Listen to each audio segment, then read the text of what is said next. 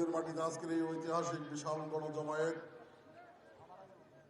এই গণসমাবেশের সম্মানিত সভাপতি,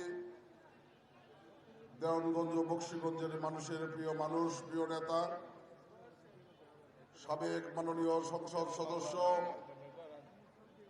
জামালপুর জেলা বিএনপির সাবেক সভাপতি, বর্তমান বিএনপি জাতীয় নির্বাহী কমিটির সম্মানিত কোষাধ্যক্ষ, দেওয়ানগঞ্জ উপজেলা বিএনপির সম্মানিত আহ্বায়ক এম রশিদুজ্জামান মিল্লাত, সম্মানিত প্রধান অতিথি, আমাদের জামালপুরবাসীর গর্ব, আমাদের অহংকার, একজন মাঠের শ্রমিক থেকে যিনি তার মেধা, যোগ্যতা, পরিশ্রম, ত্যাগ, বিশ্বস্ততা দিয়ে শ্রমিক নেতা শুধু বাংলাদেশে নয়, আন্তর্জাতিক অঙ্গনে একজন খ্যাতিমান শ্রমিক নেতা হিসেবে তিনি শ্রমিকদের অধিকার প্রতিষ্ঠার সংগ্রাম করেছেন। বর্তমান বিএনপির জাতীয় স্থায়ী কমিটির অন্যতম সদস্য, আমাদের জামালপুরবাসীর প্রিয় অভিভাবক জনাব নজরুল ইসলাম খান, সম্মানিত বিশেষ অতিথি, যার কথা নতুন করে বলার কিছু নাই। সারা বাংলাদেশের ছাত্র সমাজ, যুব সমাজ, তরুণ সমাজ যার বক্তব্যে, যার ত্যাগে, যার মহিমায় গত আন্দোলনে উজ্জীবিত হয়েছেন, সাহস জুগিয়েছেন, সাহস পেয়েছেন। আমাদের সেই সাবেক ছাত্রনেতা, বর্তমান বিএনপির সংগ্রামী যুগ্ম মহাসচিব, সর্বাধিক মামলার আসামি হাবিবুন নবী খান সোহেল মঞ্চে উপবিষ্ট, আমাদের আরেকজন প্রিয় মানুষ, দীর্ঘদিন ময়মনসিংহ বিভাগের সাংগঠনিক দায়িত্ব নিয়ে এই ময়মনসিংহ বিভাগের প্রতিটি উপজেলা, পৌরসভা, ইউনিয়ন, ওয়ার্ড পর্যায়ে তিনি সংগঠনকে শক্তিশালী করার জন্য কাজ করেছেন।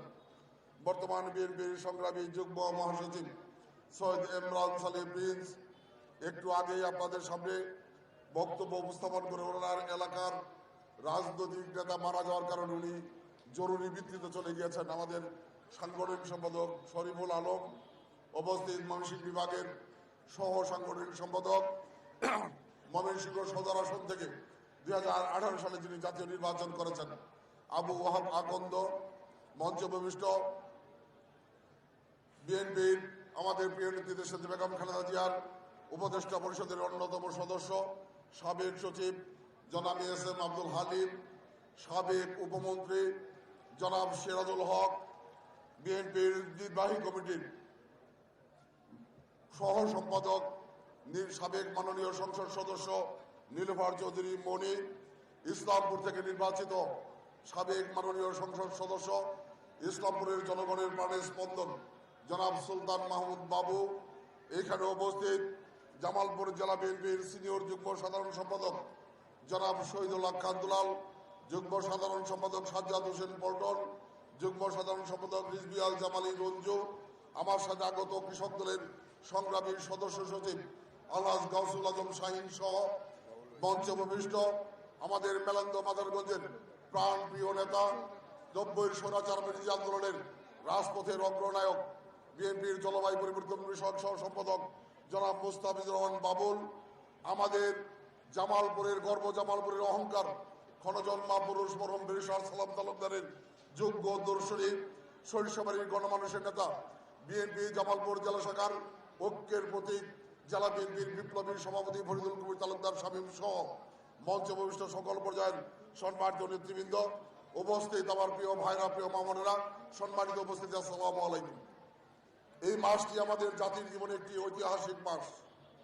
আমাদের এই জাতির সবচেয়ে বড় অর্জন মহান স্বাধীনতা 1971 সালের এই ডিসেম্বর মাসে আমরা 30 লক্ষ শহীদের রক্তের বিনিময়ে, 2 লক্ষ মামনের ইজ্জতের বিনিময়ে, যার স্বাধীনতার ঘোষণার মধ্য দিয়ে এই জাতি স্বাধীনতার সংগ্রামে লিপ্ত হয়েছিলেন, যিনি দীর্ঘ 9 মাসের সশস্ত্র সংগ্রামে রণাঙ্গনে জীবন বাজি রেখে যুদ্ধ করে নেতৃত্ব দিয়ে এই স্বাধীন বাংলাদেশ আমাদেরকে উপহার দিয়েছিলেন। এই জাতির বীর সন্তান, বীর মুক্তিযোদ্ধা শহীদ জনাব বীরুত্তম সহ যাদের জীবনের বিনিময়ে স্বাধীনতা পেয়েছি, আমি এই ডিসেম্বর মাসে তাদের আত্মার প্রতি শ্রদ্ধা নিবেদন করছি। যে সমস্ত মামনের ইজ্জতের বিনিময়ে আমরা এই স্বাধীনতা পেয়েছি, তাদের প্রতি শ্রদ্ধা নিবেদন করছি। আমি শ্রদ্ধা নিবেদন করছি জামালপুরের কৃতি সন্তান, স্বৈরাচার বিরোধী আন্দোলনে বিএনপির বিশ্বস্ত হাতিয়ার বেগম খালেদা জিয়ার পাশে থেকে তিনি দায়িত্ব পালন করেছিলেন। সাবেক সফল মহাসচিব মরহুম ব্যারিস্টার আব্দুল সালাম তালুকদারের প্রতি আমি শ্রদ্ধা নিবেদন করছি। দেওয়ানগঞ্জের মাটিতে দাঁড়িয়ে যার কথা না বললে ঋণী থেকে যাব আমাদের এই দেওয়ানগঞ্জ উপজেলা বিএনপির সাবেক সম্মানিত সভাপতি, ছাত্র দলের প্রতিষ্ঠাকালীন রাজশাহী বিশ্ববিদ্যালয়ের সাবেক সংগ্রামী ছাত্র নেতা, দেওয়ানগঞ্জের মানুষ যার কাছে আজীবন ঋণী, যার রক্তের বিনিময়ে আজকে বিএনপি দেওয়ানগঞ্জের মাটিতে দাঁড়িয়ে আছে, সেই শহীদ অ্যাডভোকেট আব্দুর রাজ্জাকের প্রতি শ্রদ্ধা নিবেদন করছি। প্রিয় ভাই আমার, আমি প্রথমেই বলেছি এই মাসটি আমাদের জাতির জীবনে একটি ঐতিহাসিক মাস। 1971 সালে যারা জীবন দিয়ে দেশ স্বাধীন করেছিল, যারা জীবনে বাজি রেখে যুদ্ধ করেছিল, তাদের স্বপ্ন ছিল তাদের জীবনের বিবর্জিত এই স্বাধীন বাংলাদেশ সকল বাংলাদেশের জনগণের বাংলাদেশ হবে। আমরা দুর্ভাগ্যজনকভাবে দেখেছি 72 সাল থেকে 75 সাল শেখ মুজিবুর রহমান স্বাধীন বাংলাদেশকে এই দেশের মানুষের সম্পদে পরিণত না করে আওয়ামী বাকশালীর দলীয় সম্পদে পরিণত করেছিলেন, শেখ পরিবারের দলীয় সম্পত্তিতে পরিণত করেছিলেন। বাংলাদেশের মানুষ তাদের গোলামে পরিণত হয়েছিল। 1975 সালের 15ই আগস্ট শেখ মুজিবুরের মৃত্যুর পরে জিয়া রহমানের রাষ্ট্রীয় ক্ষমতায় অধিষ্ঠিত হওয়ার পরে এই বাংলাদেশে গণতান্ত্রিক ধারা চালু হয়েছিল। একদলীয় শাসন বাকশাল ভেঙে দিয়ে জিয়া রহমান বহুদলীয় গণতন্ত্র প্রবর্তন করেছিলেন, সকল রাজনৈতিক দলের রাজনীতি করার সুযোগ সৃষ্টি করেছিলেন। এই বাংলাদেশকে দুর্ভিক্ষপরণ বাংলাদেশ থেকে অর্থনৈতিকভাবে উন্নত সমৃদ্ধ বাংলাদেশে রূপান্তর করেছিলেন। প্রিয় ভাই আমার, জিয়া রহমানের নেতৃত্বে যখন বাংলাদেশ এগিয়ে যাচ্ছিল তখন পরিকল্পিতভাবে বাংলাদেশের অগ্রযাত্রাকে ব্যাহত করার জন্য জিয়া রহমানকে হত্যা করা হয়। পরবর্তী সময় আমরা দেখেছি স্বৈরাচারী এরশাদ বন্দুকের নলে বিএনপি নির্বাচিত সরকারকে হটিয়ে আবার স্বৈরতন্ত্র কায়েম করেছিল। সেই ষড়যন্ত্রের বিরুদ্ধে এদেশের সম্পাদিত নেত্রী বেগম খালেদা জিয়া দীর্ঘ 8টি বছর সংগ্রাম করেছেন, একাধিকবার কারাবরণ করেছেন। এই দেশের মানুষের মুক্তির কথা বিবেচনা করে, আপোষ না করে, এই দেশের মানুষকে ঐক্যবদ্ধ করে আগ্রাসী নেতৃত্বের মধ্যে স্বৈরাচারের পতন ঘটিয়ে গণতন্ত্রকে মুক্ত করেছিলেন। সেই গণতন্ত্র আবার 2006 সালে বিপন্ন হয়ে পড়েছিল। শেখ হাসিনার নেতৃত্বে লগি বৈঠা দিয়ে মানুষ খুন করে নির্বাচিত সরকার হটিয়ে অনির্বাচিত মঈনুদ্দিন ফখরুদ্দিনের সরকার কায়েম করা হয়েছিল।